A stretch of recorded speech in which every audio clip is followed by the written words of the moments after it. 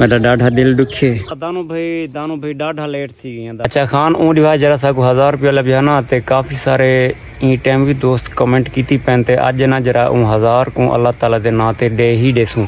साडे शहर शाहदरदीन दे विच है एक मजदूर अड्डा, मैं भी अपनी तरफों हस्ब तौफीक पैसे रले सां ते 50 दे पार्सल ना जरे बढ़वा के ने उन्हें मजदूरें दे विच तकसीम कर देसूँ। किवें दानू भाई? इंशाअल्लाह। तो फिलहाल असां सैरी करें ते हुण मिलदे हैं तो बाजार दे विच इंशाअल्लाह।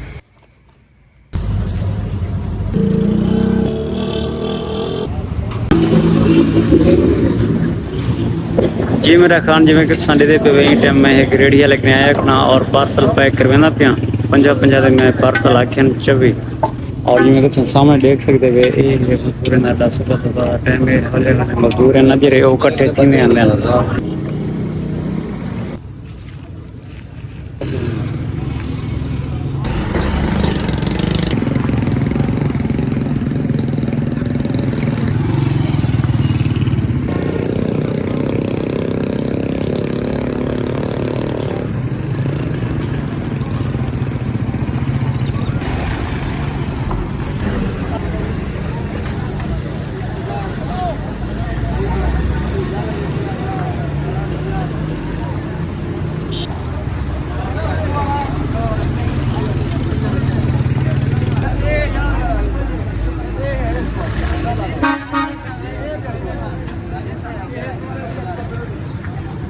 जी मेरा खान अल्हम्दुलिल्लाह टाइम है ना जरा मैं मजदूर भिरावे दे विच चावल तकसीम कर दितन और मैं हुण आ गया अपने घर और मजदूर भिरावे दे चेहरे में ई वजह तो लुका दितन के ताकि कहीं दी तजलील ना थी और पैसे दी कहीं को नहीं जरूरत। जिवें कि मेरे को 1000 का नोट मिले मैं बगैर वीडियो बनाए बगैर तस्वीर बनाए वो 1000 का नोट मैं अपनी जेब विच भी रख सकदा हूं।